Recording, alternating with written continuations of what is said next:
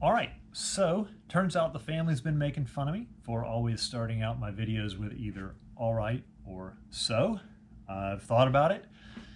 Turns out I don't think I can help it. So, all right, I'm just going to keep doing it.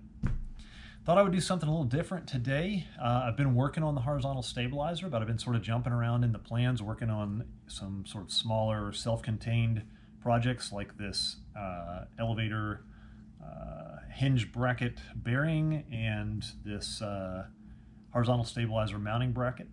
I've got a lot more things like that to do, and then I'm going to take that footage and put it together in however it fits together best.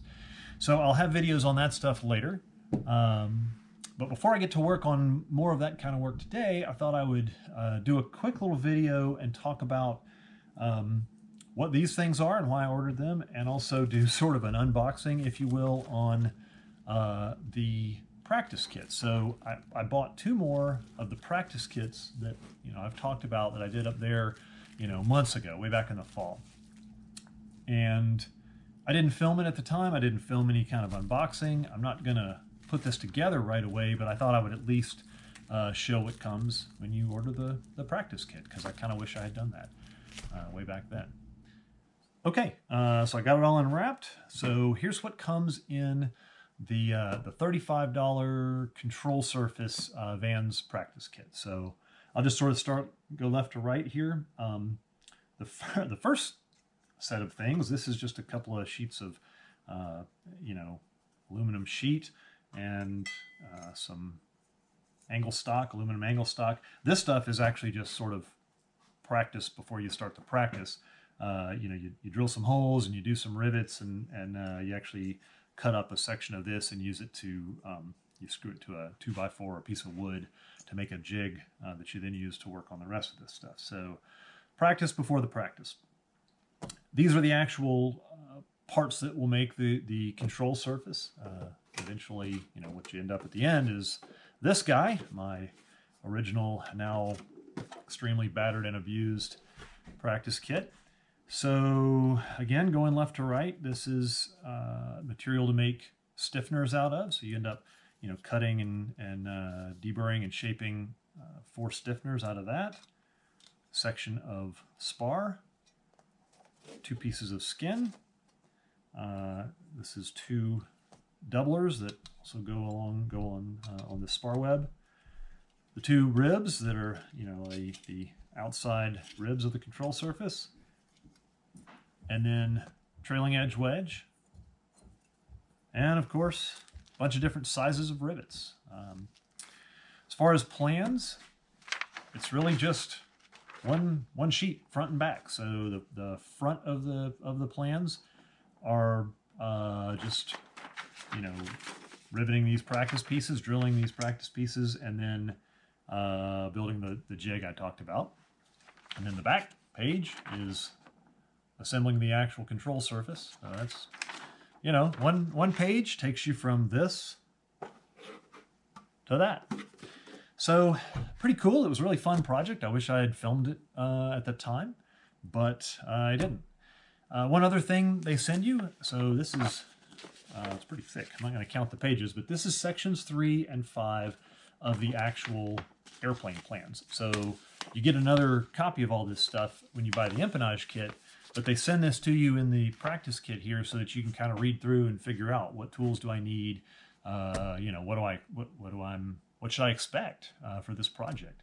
And section 5 goes over a lot of the techniques, dimpling and setting rivets, working with fiberglass and electrical connections and things like that. So you'll be referring to section 5 through the whole rest of the airplane build. So I actually I took the original copy of sections 3 and 5 that came with my practice kit, put them in a separate little binder, so I can kind of refer back to that without having to flip around in the plans that came with the plane. So that's it. That's what comes in the practice kit. So I forgot to mention why I actually bought 2 more practice kits in the first place. The reason I did that is it seemed like an economical way to get sort of an assortment of parts that I could use to refresh certain skills that might go stale after a while. The best example is probably the trailing edge. So by the time I get around to doing the trailing edge on my elevators, it will have been several months really since I did the trailing edge on the rudder. And when I did the trailing edge on the rudder, it had been several months since I'd done the trailing edge on this guy. So, at the time I drilled these out over and over and over again and redid them. Pretty much tore this thing up and abused them. The holes are all widened out and really can't do much more with this. So it just seemed like a good way to have that on hand when I need to practice something. And I thought about buying trailing edge wedge and some more pieces of skin, things like that. But by the time I bought and shipped that, $35 for all that stuff, that just seemed like kind of a good way to have an assortment. So that's why I did that. Speaking of having an assortment of aluminum, there are times when you're going to need scrap aluminum to, practice riveting or set up a countersink cage or whatever. And, I wasn't sure where do people get scrap aluminum. You can go to the hardware store and buy certain things, but they don't have, sheets like what you're going to need. Sheets, that are the same thickness as the skin of the plane. But the empennage kit comes with this thing called a trim bundle. It's basically an assortment pack of different sheets of aluminum that are, kind of the same thicknesses as the various skins and whatnot.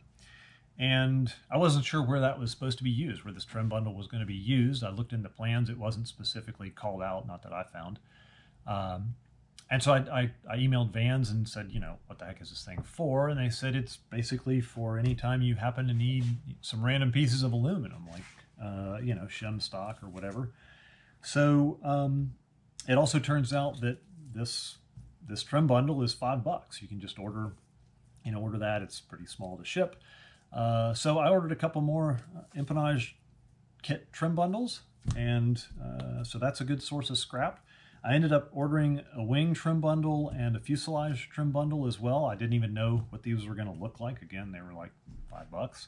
I don't think these are quite as useful. They're thicker, so probably better for setting up a countersink cage depth. But anyway, that's kind of my little tip in terms of if you're looking for scrap that is the actual airplane skin material.